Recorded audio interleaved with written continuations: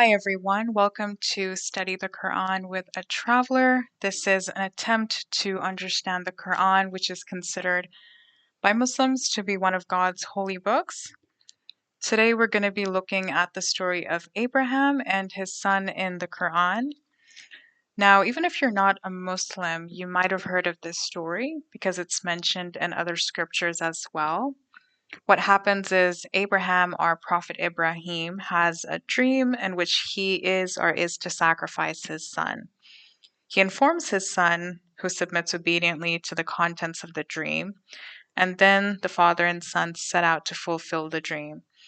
But at the end, Allah rescues the child by presenting a ram instead. So that's the overall understanding most of us have about this story. Now, why is it important to actually look at this topic in detail? There are a few basic reasons. For example, the story is mentioned not only in the Quran, but also the Bible. According to Muslims, it forms the basis of one of the rites of pilgrimage, our Hajj in the Islamic faith. A lot of Muslims who go on Hajj, they sacrifice an animal. And the reason they do it is because they are inspired by this story. And then again, there's the objection by people from non-religious backgrounds. They object to God's commandment and basically say, how could he ask a father to sacrifice his son?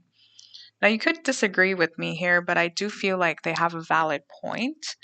Um, it's not an easy thing to sacrifice your son, and let alone the process itself, the outcome is not good at all. It's not a pretty picture. Um, and then again, to make it even worse, there's no good reason provided to Abraham to do this. You know, maybe the son was sick, or maybe they were actually very evil, and he wanted to protect the people from that kid's harm when he grew up. Nonetheless, there's no reason given. And it really makes you think about God's nature. Like, is God pleased when he pushes us to do things that we find very difficult, that we find against our nature? Um, so I feel like this is a valid point, and it's one of the reasons why we should actually take a deeper look at this story. Child sacrifice is something that was a thing back then as well, and Islam came about to stop such practices. I'm not sure if you guys know, but the people in pre-Islamic Arabia did kill baby girls. The main reason behind that was they believed it was not honorable to have baby girls. I don't have much information about this topic, but this was one of the practices that went on back then, and Islam forbids such practices. But child sacrifice, if you guys have studied ancient civilizations like the Mayans, regardless of how advanced they would take part in such practices where they would take virgins or young kids who were pure, and they would slit their throats and throw them down a flight of stairs just to please the gods. So these were practices that Islam came to stop. So it kind of makes you think, you know, if Islam came to stop these practices, then why is it asking Abraham to do the exact same thing just to show if he loves God or not? Then another really important reason is it doesn't go in line with the Quran's teachings. It seems contradictory. And one thing that we Muslims boast is that Allah never commands evil, right? And you can take a look at Surah Araf, which is chapter 7, verse 28. And when they commit an immorality, they say, we found our forefathers doing it, and Allah has commanded us to do it. Say, indeed, Allah does not command immorality. Do you say about Allah that which you do not know? So over here, God's made it very clear that I don't command immorality. And, don't put the blame on me. So if you're doing something wrong, it's your own choice. So I think that's very important to consider. And then again, there's no real reason why God commanded Abraham to do such a thing. So when you kind of think over these points, you really want to justify what's going on in the story. And you might end up doing some mental gymnastics, because you want to justify why God commanded Abraham to do such a thing. There must be a good reason, right? So before we go down that messy road where, you're going to come up with tons of reasons, why don't we actually take a look at what the Quran says about this incident? I've summarized the story of Abraham in the Quran in 4 points. It's not a very long story, but the first thing you guys should know is the Quran never says God showed Abraham a dream or that Abraham was instructed in his dream by God to sacrifice his son. The Quran simply says that Abraham had a dream and he saw that he was doing this and this in the dream. It never says that dream was from God. It never says that in that dream he saw God instructing him to sacrifice his son. So I think this is a very, very important thing to consider. And we shouldn't just casually go around saying, oh, God showed him that dream.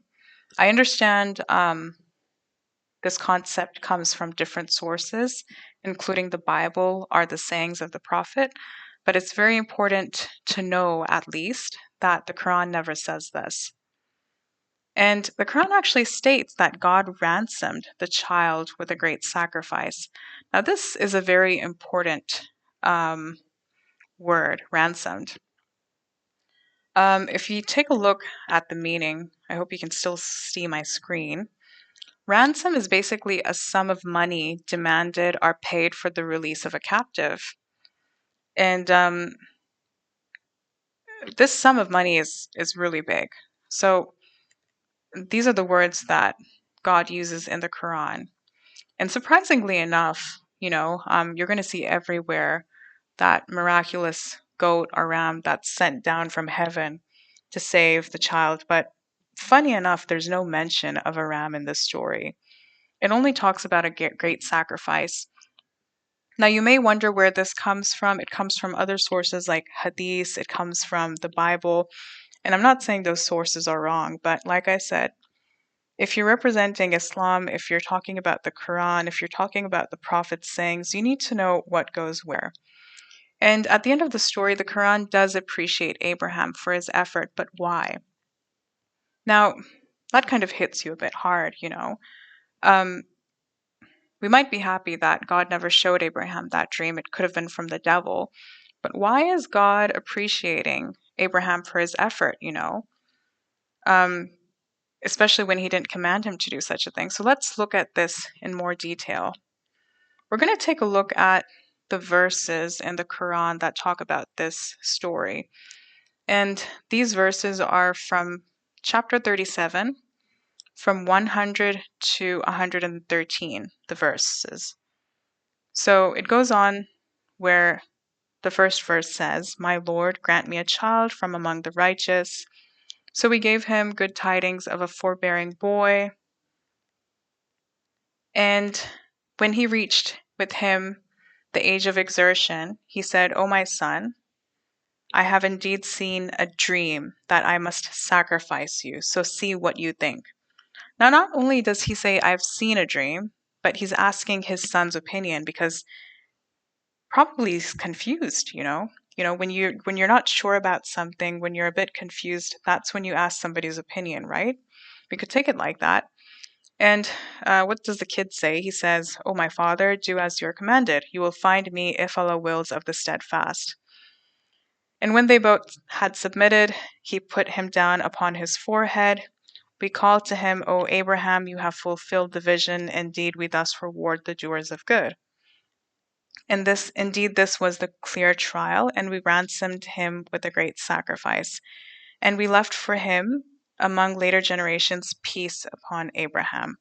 So this is the story in the Quran. And another interesting point that I would like you guys to think about is, what does a great sacrifice mean?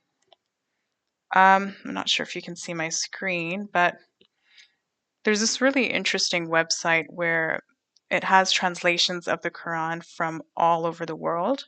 So you have non-Muslims translating it, men, women. I think I've mentioned this before.